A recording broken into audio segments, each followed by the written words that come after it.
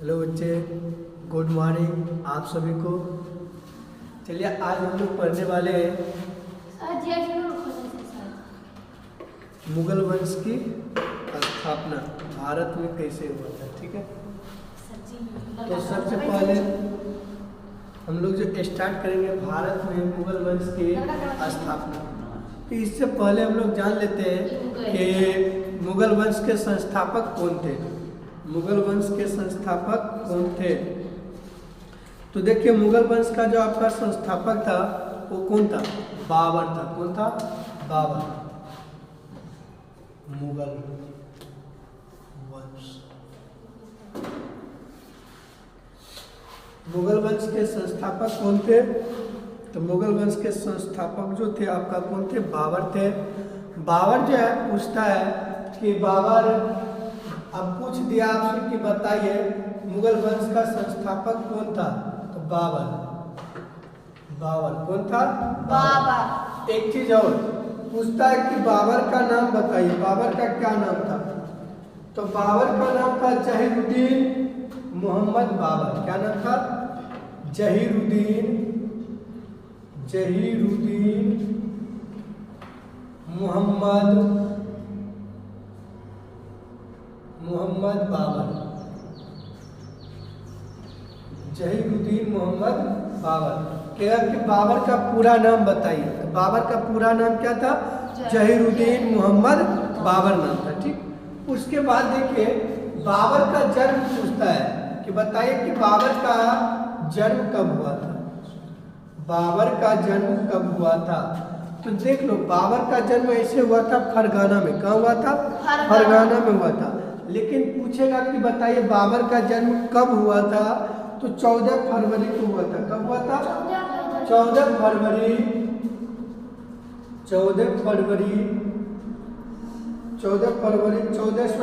में। कब हुआ था? 14 फरवरी 1483 ईस्वी में। कहाँ हुआ था? फरगाना में। कहाँ हुआ था रे? फरगाना में। समझिए। अब एक चीज और जान लें, बाबर का जो मृत्यु हुआ था तो बाबर को दफना दिया गया था। कहाँ? काबुल में दफनाया गया था। कहाँ दफनाया गया था? काबुल में। अब देखो, बाबर के बारे में इतना जान लिया कि अगर कि बताइए मुगल वंश के संस्थापक कौन थे? बाबर। संस्थापक, मुगल वंश के संस्थापक कौन थे? बाबर थे। कहेगा कि बताइए बाबर का पूरा नाम क्या था? जहीरुद्दीन मोहम्मद बाबर। क्या था? जहीरुद्दीन मोहम्मद बाबर। उसके बाद देखिए पूछेगा कि बाबर का जन्म 14 फरवरी 1483 ईस्वी में फरगाना में हुआ। 14 फरवरी 1483 ईस्वी कहाँ हुआ था? फरगाना में। चलिए, उसके बाद देखिए क्या कि बताइए बाबर जो था भारत में कैसे आया था? पहली बार मुगल वंश की स्थापना भारत में कैसे हुआ था? एक चीज जान लीजिए, भारत में जो आया था मुगल, तो ये आया था 1526 में। कब आया था? 1526 में। 1526 में पानीपत का युद्ध हुआ था। कौन सा युद्ध हुआ था? पानीपत का प्रथम युद्ध हुआ था 1526 में। अब देखिए पानीपत, क्या पानीपत का प्रथम युद्ध ना, पानीपत का प्रथम युद्ध कब हुआ था? 1526 में। क्या किसके किसके बीच हुआ था? तो देखो बाबर और इब्राहिम लोदी के बीच। किसके किसके बीच? बाबर और इब्राहिम लोदी के बीच। नहीं? हाँ। अब देखिए क्या बताइए पानीपत का प्रथम युद्ध कब हुआ था? 1526 में। समझ गया? क्या कि पानीपत का प्रथम युद्ध किसके किसके बीच हुआ था? तो बाबर और किसके बीच हुआ था? बाबर और इब्राहिम लोदी के बीच हुआ था। अब देखिए इसमें जो युद्ध हुआ था, पहली बार बाबर इसमें तोप का प्रयोग किया था। क्या चीज का प्रयोग किया था? तोप का। अब ये तोप जो लाया था ना, काफी मतलब ये इब्राहिम लोदी का जो सेनापति सैनिक था, जितना भी मतलब सेना था, अब उसको पता नहीं था कि तोप कहाँ से, जैसे मान लीजिए तोप से आगे जो फेंकता है, तो जब देखता था ना आगे तो उसको अजीब टाइप से लगता था, ये आगे कैसे आ रहा है।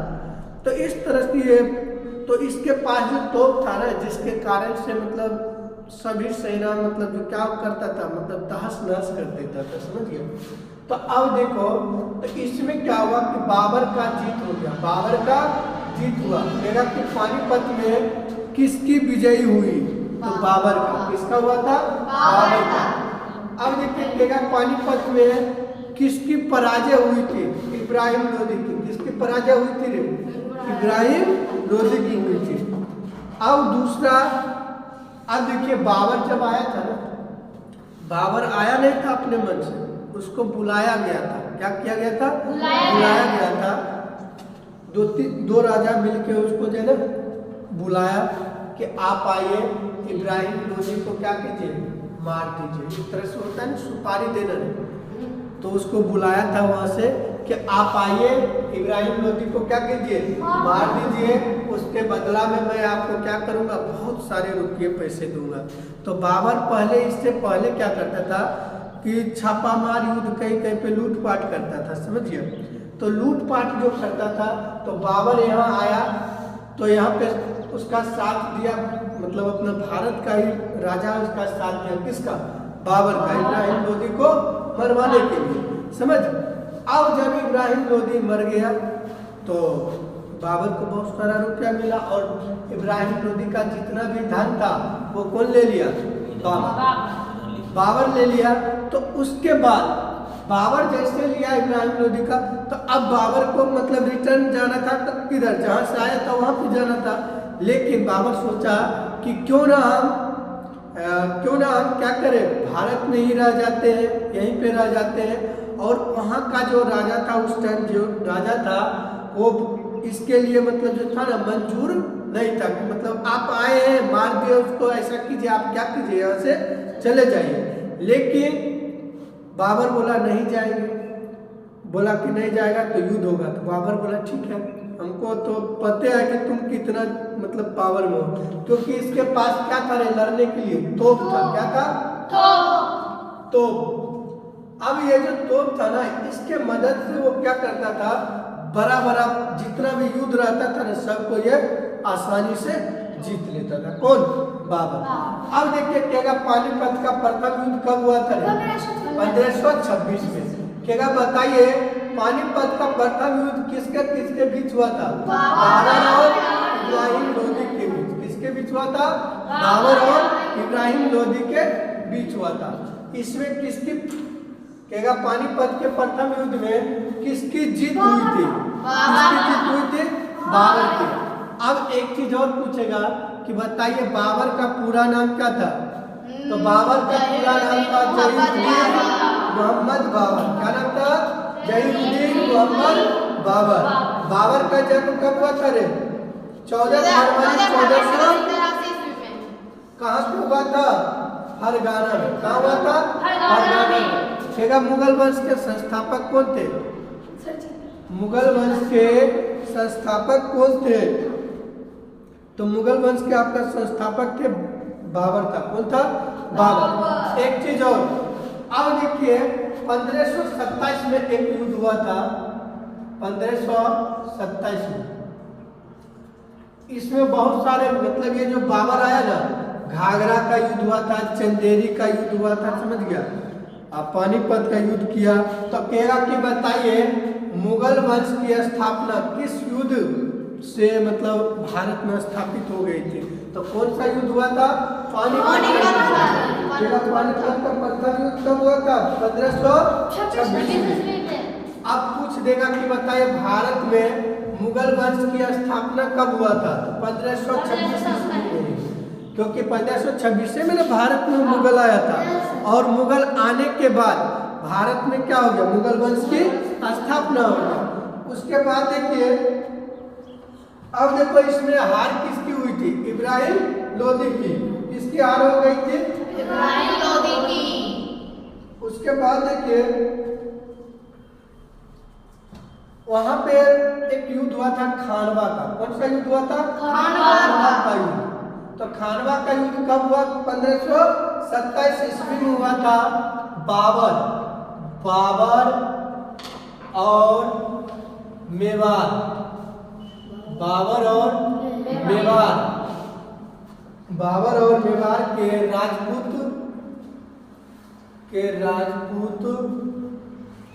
राणा सांगा था। कौन था?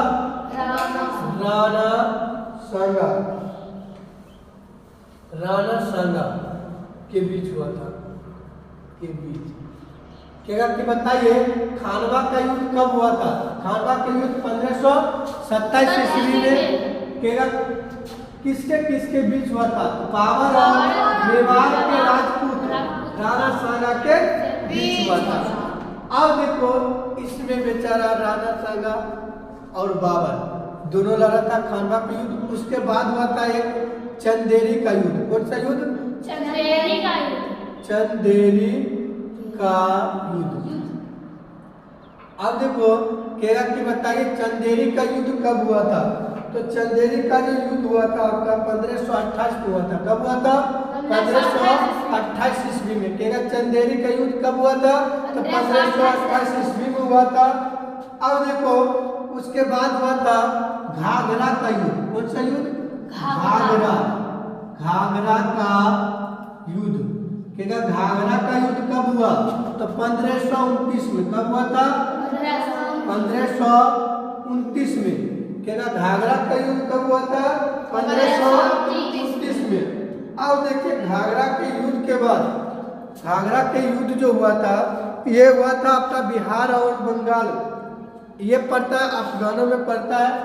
अब देखो यहाँ पे जो युद्ध हुआ था, इस युद्ध के बाद 1530 ईस्वी में बाबर की मृत्यु हो जाता है। बाबर का मृत्यु पूछेगा कब हुआ था? 1530 में। बाबर का मृत्यु कब हुआ था? 1530 में। अब देखिए बाबर की मृत्यु के बाद उसका बेटा राजा बनता है। तो उसका बेटा का नाम था, बाबर का बेटा का नाम था हुमायूं। क्या नाम था? हुमायूं आया, वहां पे शासन किया मुगल वंश के। तो अब देखो एक चीज जान लेते हैं, बाबर केगा मुगल वंश के संस्थापक, केगा मुगल वंश के प्रथम शासक कौन थे? तो बाबर का कौन था? बेटा। अब उसके बाद आएगा बाबर का बेटा। बाबर का बेटा का नाम मुगल है हुमायूं। और हुमायूं का बेटा का नाम था अकबर। क्या नाम था? अकबर। हाँ, इस तरह से पढ़ते जहांगीर था, अकबर था, ये सभी के सभी पढ़ेंगे इसमें। तो ये सब आया था दूसरा देश। चल लिखो इसको। वो नहीं लिखे सर। हाँ क्वेश्चन बना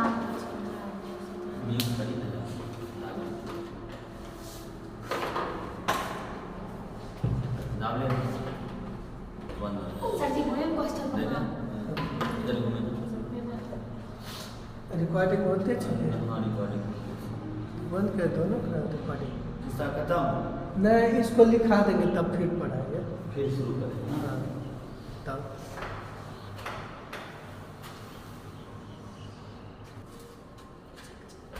चलिए आगे देखिए। माइक ऑन करना, माइक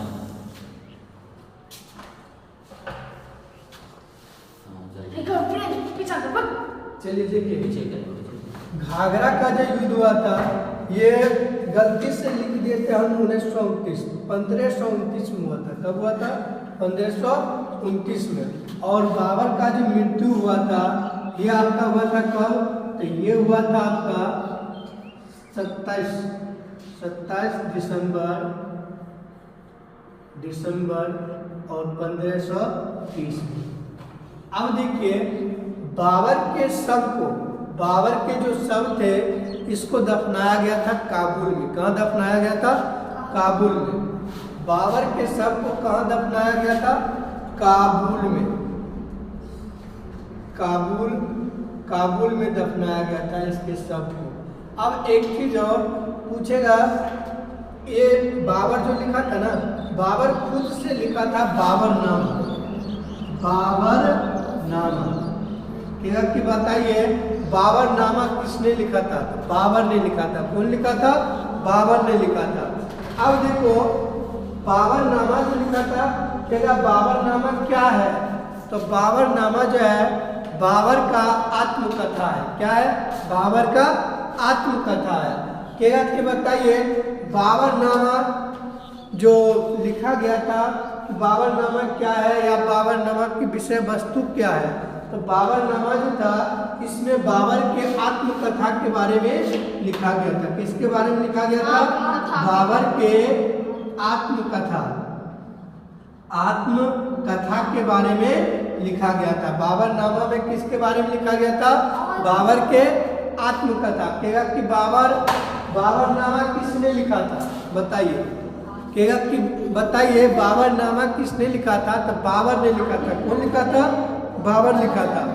कहेगा कि बताइए बाबरनामा में किसकी आत्मकथा के बारे में लिखा बताया गया है? तो बाबर की आत्मकथा के बारे में। किसके बारे में? बाबर के आत्मकथा के बारे में बताया गया है। अब देखो बाबरनामा पूछेगा किस भाषा में लिखा गया था? तो तुर्की भाषा में लिखा गया था। किस भाषा में लिखा गया था? तुर्की भाषा में। कहेगा कि बताइए बाबरनामा किस भाषा में लिखा गया था? तो तुर्की भाषा में लिखा गया था। उसके बाद आपसे पूछ देगा कि बताइए पानीपत की लड़ाई में बाबर की विजयी का प्रमुख कारण क्या था? अब देखिए पानीपत की जो लड़ाई हुआ था इसमें प्रमुख कारण क्या था? तो इसका पहला प्रमुख कारण था क्योंकि इसके पास क्या थे? तोप थे। तो तोप के कारण से ये क्या हो गया था? जीत गया था। सही। इसका प्रमुख कारण क्या था? तोप था, जिसके कारण से वो क्या हो गए थे? जीत गए थे। और एक ये नीति अपनाया था। कौन सा नीति था? तुगलामा। कौन सा नीति था? तुगलामा नीति या तुगलामा युद्ध नीति। तुगलामा युद्ध नीति। और इसके साथ क्या थे? तोप भी थे। क्या थे? एवं तोप का प्रयोग। तोप का प्रयोग नहीं, जिसके कारण से ये क्या हो गया? पानीपत के युद्ध जीत गया था। अब कहेगा सर बताइए तुगलामा नीति क्या है? तो जान लीजिए तुगलामा नीति का मतलब होता है कि इसमें जो सेना रहता था ना इस तरह से रहता था, ऐसे रहता था। अब यहाँ पे है सेना, इधर है सेना, इधर है सेना, इधर है सेना, इस तरह से। समझ गया? तो इब्राहिम लोदी का जो सेना आता था वो डायरेक्ट इधर घुसा और यहाँ पे रहता था। ये रखता था क्या? तोप रखता था यहाँ पे। समझ गया? बीच में तोप रखता था। अब पता चलता था इस तरह से आया सेना, जैसे आया पता इधर से घेर लिया और जैसे घेरा और बीच में इधर से क्या करते थे? बम मार देता था। सारा का सारा सैनिक खत्म। तो तुगलामा नीति अपनाने का मतलब समझ गए? इस तरह से वो क्या किया था? मतलब सेना को सजा के रखता था। बीच में वो क्या करता था? खाली रखता था। समझ गया? खाली रखने की वजह से क्या होता था कि सेना इधर से आया और ये सेना इसको क्या करता था? घेर लेता था और बीच में क्या करता था? तोप से। तो जिसके कारण से मतलब सेना काफी ज्यादा मतलब मर गया था। और इस युद्ध में इब्राहिम लोदी की क्या हो गई थी? पानीपत के प्रथम युद्ध में इब्राहिम लोदी की हार हो गई। अब देखिए केगा की बताइए बाबरनामा किसने लिखा था? बाबर ने। बाबरनामा किसने लिखा था? बाबर ने। केगा की बताइए बाबरनामा में किसके आत्मकथा के बारे में लिखा गया? बाबर के। केगा बाबरनामा किस भाषा में लिखा गया था? तुर्की भाषा। कौन से भाषा में लिखा गया था? तुर्की भाषा में लिखा गया था। उसके बाद देखिए बाबर की मृत्यु कहाँ हुआ था? जन्म हुआ था बाबर का फरगाना में। मृत्यु पूछेगा कब हुआ था? तो 27 दिसंबर 1530 में। कहेगा कि इसके शव को कहाँ दफनाया गया था? तो काबुल में। कहाँ दफनाया गया था? काबुल में। तो आज हम लोग काबुल जगह का नाम है। तो अब देखिए काबुल में दफनाया गया था। इसके बाद हम लोग पढ़ेंगे हुमायूं के बारे में। इसके बारे में पढ़ेंगे। बाबर का बेटा था कौन? हुमायूं। अब देखो बाबर का मृत्यु जैसे हुआ तो वहाँ का राजा कौन बनेगा? हुमायूं। वहाँ का राजा कौन बनेगा? हुमायूं। तो हुमायूं राजा पूछेगा कब बना था? 1530 में। हुमायूं राजा कब बना था? 1530 ईस्वी में। अब चलिए इसको ये सब का सब लिख लिए ना, इसको मिटा देते हैं।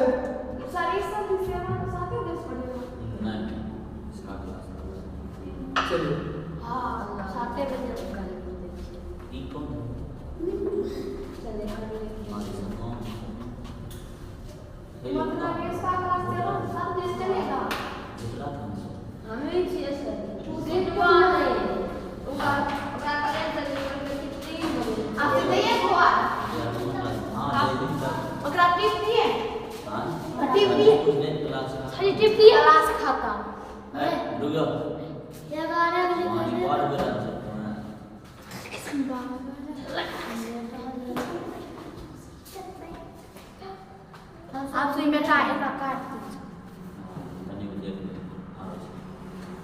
चलिए अब हम कल पढ़ेंगे हुमायूं के बारे में। आज हम लोग मुगल काल जो चला था बाबर का, ये पूरा का पूरा आज खत्म हो गया। कल हम लोग पढ़ेंगे बाबर का जो बेटा था कौन था? हुमायूं। हुमायूं के बारे में हम लोग कल पढ़ेंगे नेक्स्ट क्लास में, ठीक।